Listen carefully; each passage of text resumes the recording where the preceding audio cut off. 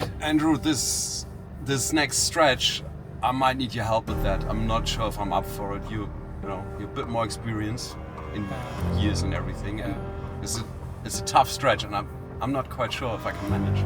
Would you take over the steering? Yeah, I think I'm up for it. I mean, I think it's good for me. I'll relax. I'll be okay.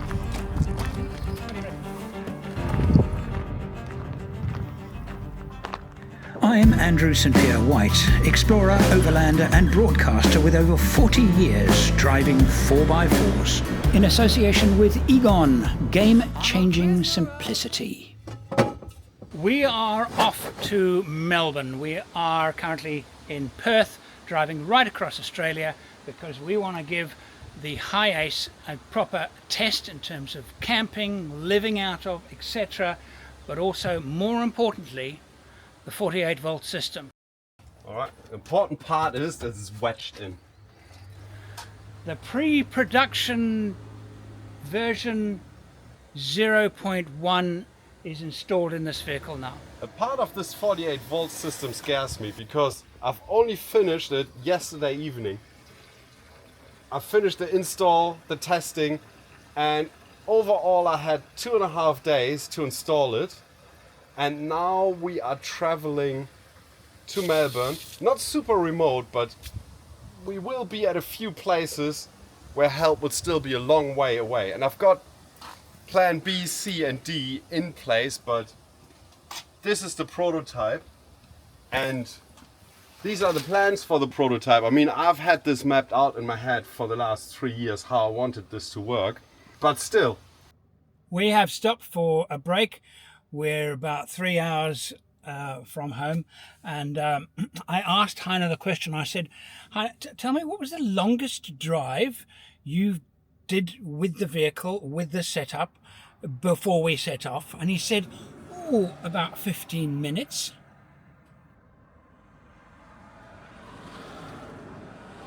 And the thing is that this is complicated. You would think it's easy as putting a 48-volt alternator and then have a converter to convert it to 12 volts so it can run the car. No, not even close to that.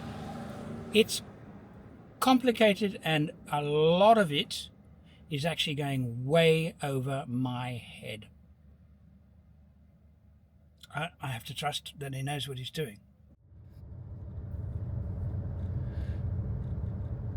The sun is setting, and what's everything looking like there, Maestro? What are you looking at? You got a camera pointing at you there. So yeah. Tell me what's going on.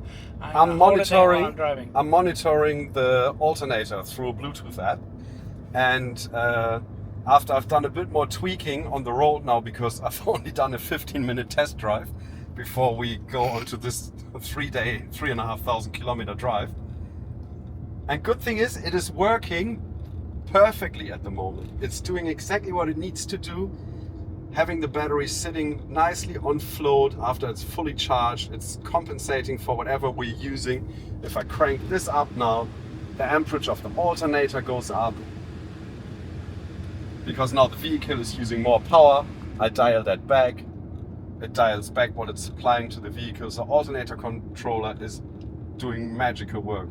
I'm quite pleased because I was really nervous about this, because the test time has really only been driving my daughter to school this morning, and that was all the testing that was possible with this tight schedule. But so far so good, actually.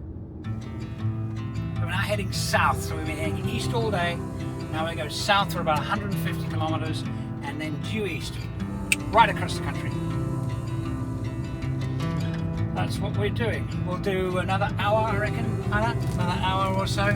Yeah. And then we'll find a place to camp. Yeah. Wild camp, side of the road. That junk food smells really good. I know. And there's a really good way of eating these in the car. It's called finger food. I gotta look out for kangaroos though. Yes. Roos will be out, so I think I'm gonna keep speed about 90. Yeah? Yeah, be careful. The route could stop this trip, even though the alternator keeps working. Oh, we pulled off the road, looking for a campsite. We need is a bit of a clearing.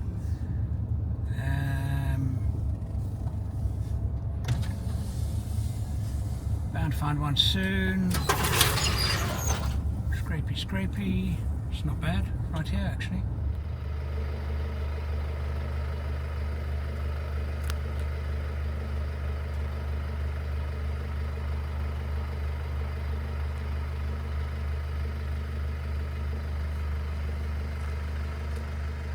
I think this will work. I think so. You can easily stand somewhere here. So if I park here and you can put your swag there. Yeah.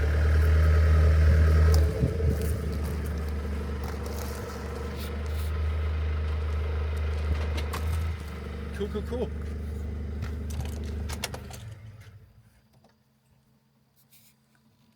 Do you want me to leave the accessories switched on? Well, it'll be the safe thing to do. Because if we leave the accessories switched on, we can keep all the lights on in the car. Because then the lithium battery will supply power to the vehicle and to all the lights and everything. You can even leave the lights on if you want to. If we need camping lights, just leave the headlights on. We got some lights. Because it won't drain the battery. It's all running off the lithium battery now. We'll explain this later. It's actually a ridiculous idea. That by leaving the car's lights on, it's switched on accessories with all the lights on, we are now not draining the car's battery, we are draining the 48 volt battery. Yeah, and so no matter how long we do this, the car will always start until the 48 volt battery is dead. Yes, only then will it start to use the start battery. But right now, it is almost like the alternator for the 12 volt system is still spinning because the 48 to 12 volt converter is still switched on and is feeding up to 100 amps into the vehicle battery system. This is weird. It's this thing here. Because we can even see, look, the vehicle, the way it is using 320 watt. 330. But all of that is coming out of that, through that. It's magic. It's all magical. Right, how did you sleep? Not a lot. Not a lot. Not a lot. Me. Rough. I'm reminded of a good friend of mine. I haven't seen him in years, but we used to camp when we were kids, and he came up with a perfect expression. And those of you in South Africa will appreciate this more. Waking up in the morning and having that feeling that a Basotho horseman spent the night in your mouth but left his blanket behind.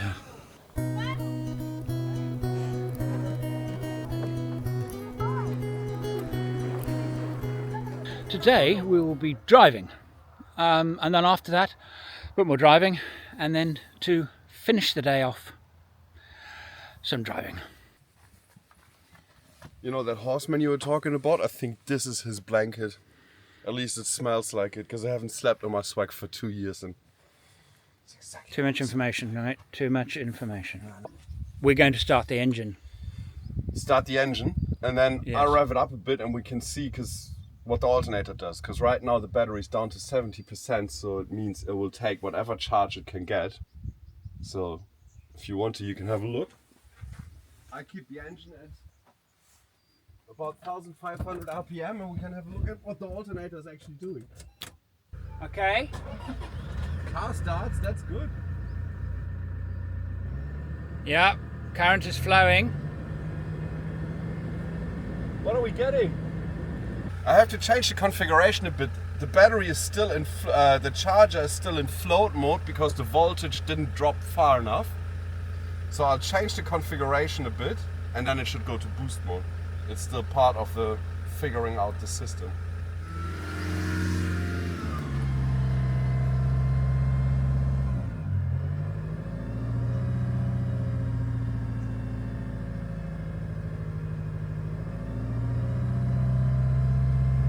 2,000 watts, 2,700 watts. That's 1,200. So this is just 1,200 RPM. The battery will be full in no time. Like, we're charging about 2.5 kilowatts into the battery. Yeah. That means that battery will down to 70%. 20 minutes, it'll be full again. Right.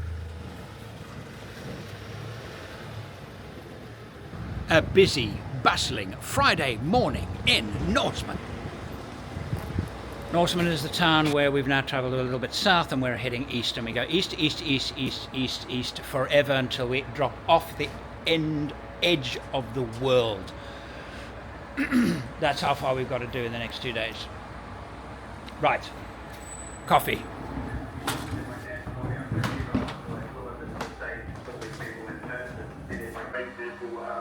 For me, my workshops, because last time I was in Kalgoorlie was 2 years ago, and I was over in St. When you see a whole lot of corrugated iron camels, you know you're in outback Australia.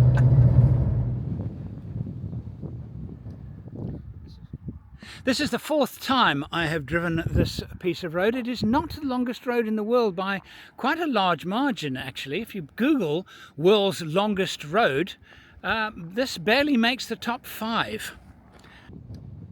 This is Cocklebiddy Roadhouse. Now for the only in Australia moment.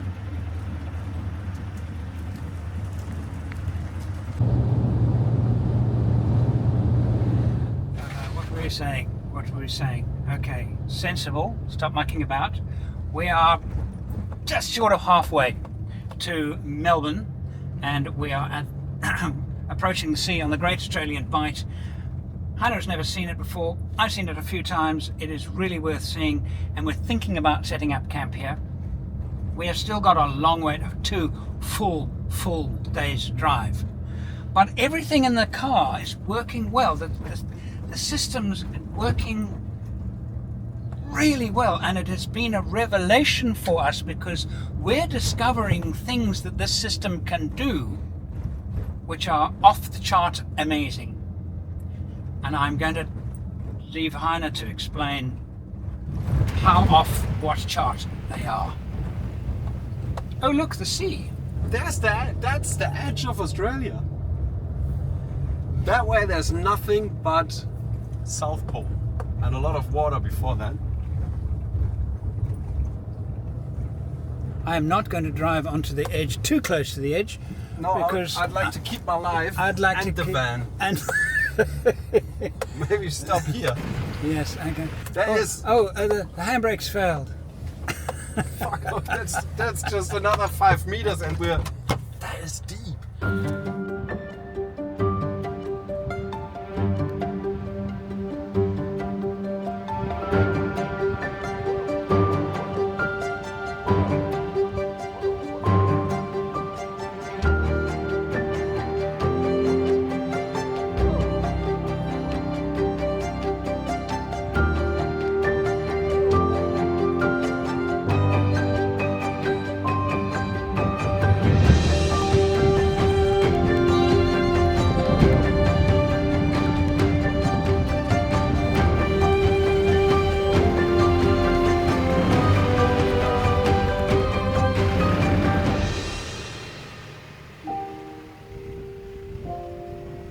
So far, we're at the halfway point and everything still works. And we found out that the way this system is designed, we can now do things that are unheard of, that you couldn't do before.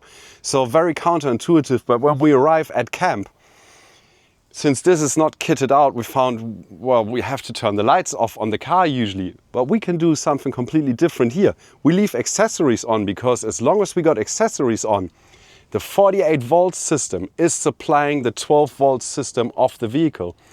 So we can leave the park lights on, we can leave the interior lights on, we can have the radio on. As long as accessories is on, this system supplies the 12 volt system, and it's almost as if a 12 volt generator alternator would still be charging the car. As long as the key is on, start battery is always fully charged, and all the little lights, everything in here is running off our system over here. which I find amazing. It even works to a degree where we've put a battery box in here that I still had floating around, just with a projector DC-DC charger, projector inverter, 100 amp hour lithium battery in there. And as soon as we turn accessories on, the DC-DC charger starts to charge the battery, which is a 12 volt battery, which is almost like your secondary battery system in your vehicle, also from the 48 volt system. Now, you don't really need this, but we're just trying to figure out what this system can do. And this is actually working. So we've got a massive amount of energy stored there. And the coolest thing is that even though I've dialed back the alternator to only 50%, because we're not quite sure how much stress we can put on everything, for example, the belt drive, can it handle a 5.5 kilowatt load, which is about 4 kilowatts more than from factory? We're not sure, so we're playing it safe because we didn't have any time to play around with it. And this morning, this battery was down to 70%. This is the equivalent of a 200 amp hour 12 volt battery, so it's a 50 amp hour 48 volt battery. Means in 12 volt terms, 60 amp hours were missing. It took 15 minutes to recharge that because we're getting 2 kilowatt from the alternator directly into the battery, and the other 500 watt are running the car and recharging this battery in here. It was amazing. When I checked the next time, because I was driving, the battery was already full because they're getting that much charge back into the system. And the alternator is only running on 50%. We're not even getting close to what it can do. And it's already amazing us. Amazing. Good comment. You're a man of so many words. There's another thing I'd like to show you. See this? This is the main power cable to the battery. It's a 6 BNS cable. We are putting 2.5 kilowatts through that, which is not a problem because with the higher voltage, you don't need as many amps to transport the same amount of energy, which is exactly what we're doing here. So this cable would be good enough to carry up to 5 kilowatts of energy flow into the battery, even though it's, look, that's what it is. To do that in 12 volt, you need 2 cables about the size of my thumb on the positive and another 2 on the negative to carry the constant current, because 100 amps in 48 volt is equivalent to 400 amps in 12 volt. So these are just a few of the benefits that we get from developing a 48 volt system. And yes, this looks very complicated. All the parts that we've got here, 48 volt is still very complicated. But all of this will be in a circuit board. We are doing this so that we can design a solution with Egon where we can really simplify 48 volts so that it is usable in a DIY application for most people, just like the Egon DC Hub has done that for people with 12 volt systems. We are now doing the same thing with 48 volt. We make it really simple and then it's accessible for everybody to use because it's an amazing technology. Well done. I thought that was good. That was good. I thought you would say amazing No, again. I don't want to say amazing again. That was good. Well done. Cool. Very good. Yes. That. But you know what? Camping here, even though that looks amazing, I'm blown away, but it's way too cold to camp here. I don't want to sleep out here in a swag, especially with rain coming in. Plus we got 2 more days for another 2,000 kilometers. I think we have to keep going and see where we find camp tonight. Especially in that weather, because that doesn't look like camping weather, at least not good camping weather. We have pulled over at a little motel. We had hit a lot of rain on the road, and neither of us felt like camping in horrible weather. But now I'm going to do a little bit of a rant. Little one, just a little one. It's a good rant, it's a very positive rant actually. It's about a product that I absolutely love. So, right, now, this here. That is a goulash. And Gwyn made this goulash. And Gwyn makes a marvellous goulash. Absolutely marvellous goulash. So I'm now cooking it on the little gas cooker. And I need to turn it down a little bit because it's gonna burn that thing. Come and turn it down. There you go, there you go, there you go. Now, if I had had a travel buddy, I would have put this meal in there an hour ago and it would be ready to eat with no effort. I wouldn't have needed to have got a gas stove out, just slide it in, turn it up,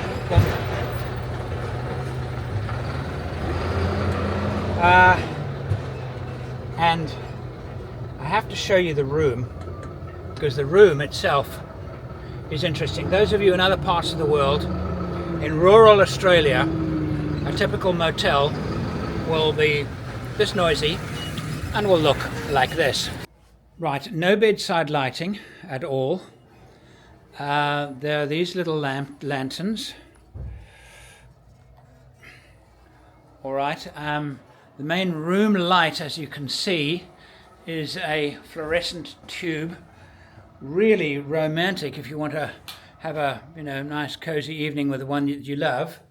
The bathroom is, it's adequate and everything. I'm not complaining. This is better than camping in the rain. Okay, but for this is $160. That's a lot. In any language, that's a lot for the level of luxury. But I, for one, am grateful that we have food and a place, shelter. No, I wasn't complaining. Well, I was complaining. I was just making a point of that. In fact, we don't have a travel buddy. Had we had a travel buddy, this would have been cooked already and would have been eating it already. Yeah. So true. Okay, so I'm going to get some plates because it'll be ready in 5. I've got good news and bad news.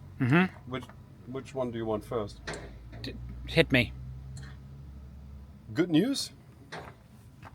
We can sleep in tomorrow morning, because bad news, sun's only gonna come up at 7:30. Oh, because we've everything's later now. We've lost 2 hours. That means we can have a sleep in, because there's no point. Like, sunrise is at 8 o'clock. First light is at 7:30. Okay. Because we've just passed. Travelling west to east across Australia, one passes through 3 time zones. But it's quite complicated because South Australia is not 1 hour ahead or 2 hour ahead. It's about 1 3/4 hours, or it's 1.5 hours. Thing is, nobody really knows. Heine, though, got the luxury suite. Let me show you the difference. His room has a picture on the wall. But it's not the whole picture. It's just this bit. It's not the whole thing, So it's better than nothing. A good night's sleep at the Nullarbor Roadhouse sees us back on the road. We're not actually quite halfway yet. Close to halfway. Maybe at halfway we'll have a celebration of sorts. You reckon they got coffee for us?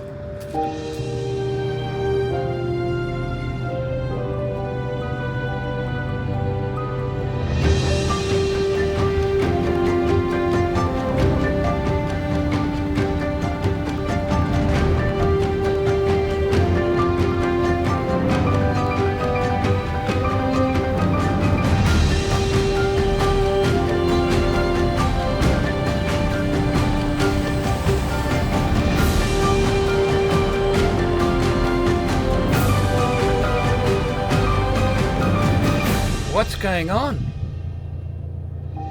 Very typical thing in Australia. Police driving on the wrong side of the road. I think there's something big coming. I think You know so. the tubs that we saw before? I think this is the bit where the big tub goes onto. Wow, that's actually really big. There was nothing to do with the car this morning.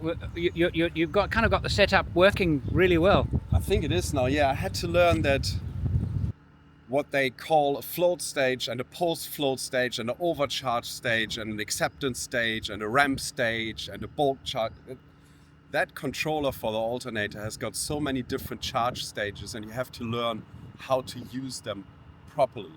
And I've figured out now how to program them so the car doesn't go into an overcharge mode, and it seems to be going all right now. It's good because that will be a fallback stage when the CAN communication to the batteries in the future stops working. So it's foolproofing the system to have a fallback in the future in case, the system that we're planning is interrupted for some reasons. Then we got redundancies built into the system. That's part of the prototyping process that we're doing at the moment. Sit rep, please, Heiner. The what? Sit rep? You have to forgive him, he's German, he doesn't know what I'm talking about. I've got absolutely no idea what you're talking about. Okay, situation report, sit rep. Have you never watched a military movie in your... Stop saluting. He doesn't know what I'm talking about. So we've been a long drive today, really, really long drive. We're heading to a place called World's End. And it's if you look on the map, it's quite easy to see because the map stops there, there's nothing else. And it just says World's End. Beyond this place there be dragons and magicians, and we're going to go and find a campsite. We will.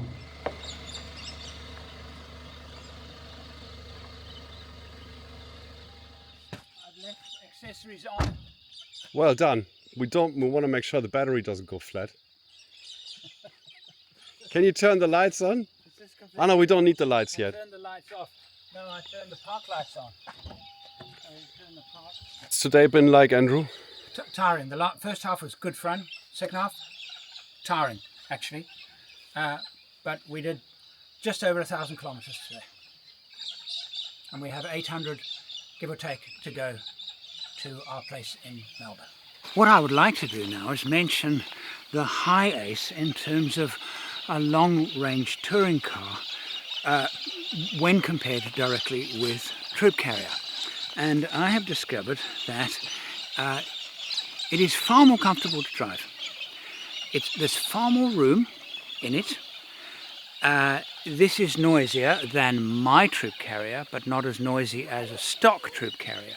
And that's something that I will address and get this easily as quiet inside as Troop Carrier. It's less tiring to drive. We 70 series owners, we're so used to the fact that it's a little vague on the road that we no longer criticize it. But then jumping into this, quite soon it was quite apparent. Now there actually are ways that I can, and one of the parts of phase 2 of my Troop Carrier build, I'm actually going to try and do that and actually try and correct that vagueness a little bit more, and a couple of experiments with that. But this is extremely nice to drive over the long distance. It was less tiring, driving faster than a 70 series. There is so much more room, there is so much more air. It's easier to get comfortable. The seats are far better than Troop Carrier. And of course, comparing camping, well, there is no comparison because, well, it looks like a skip in the back of this. The camping part of this vehicle is yet to be built. We are about to head off on the last 900 or so kilometres to Melbourne, and we need to do a little bit of work on the system. Not that it's actually not working, it's actually working very well, but you can explain to me now why you are pointing a screwdriver at it. Because so far I have left the alternator regulator on permanently, so it never goes into standby mode, and I wanted to see how it behaves that way. But I have got an ignition trigger or an accessory trigger built in, so I'm going to turn that accessory trigger back on, so every time you stop the vehicle, the alternator regulator stops, you start it again, it runs its whole charge cycle again. Right now we've done it in a way, it runs its charge cycle and then works with the timings that we've programmed in. It was a safe way for me to do it. But now we go a step further and test what it's like when it's running its cycles, because that's the way it should be working later on.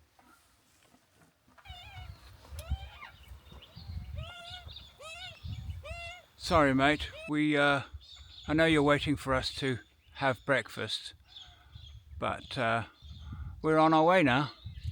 Got a long way to go, so you'll have to wait for the next campers to come by to have your brekkie.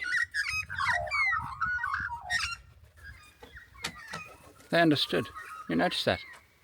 They understood exactly what I was saying. Magpies are incredibly intelligent birds, and at least as intelligent as crows and ravens, and maybe more so. They've got the intelligence of a 5-year-old kid. 5-year-old. 5-year-old. But I've never seen a magpie have a tantrum and stomp its feet on the ground and refuse to eat or go to school.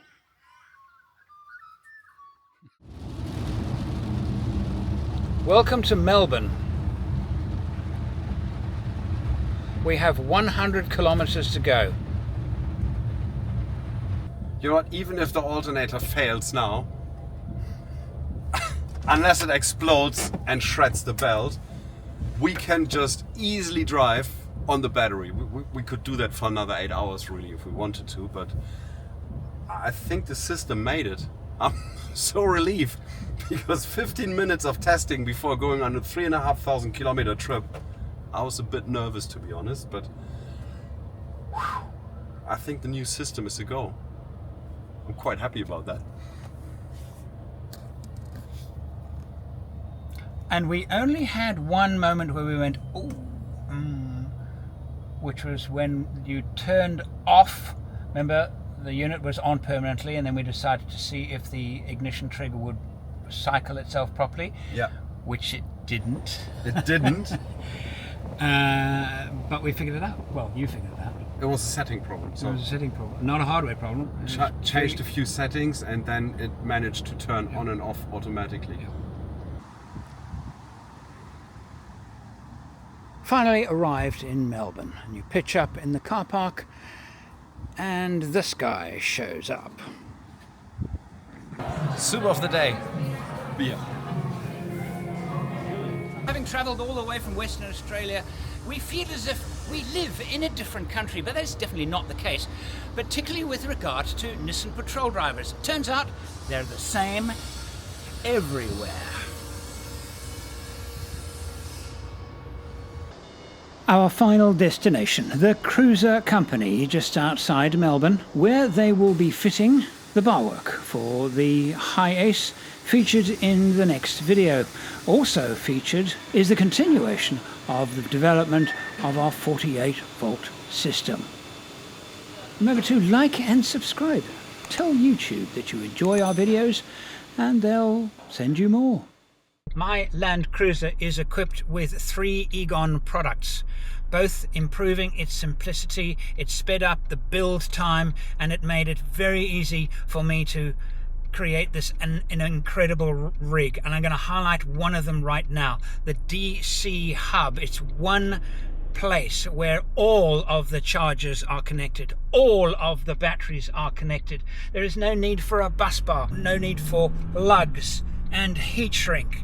In other words, the installation takes up a fraction of the space than it would in a conventional wiring system. And it was incredibly easy to do. It's like paint by numbers. You just plug in the wires where the instruction says, and it's done. All of the chargers into the DC hub, all of the batteries into the DC hub, all of the accessories, the fridge, the lights, into the DC hub. Everything works. It's absolutely revolutionary. And if you are building a rig, you have got to see how easy the Egon DC hub makes building a 4x4, a camper or a caravan.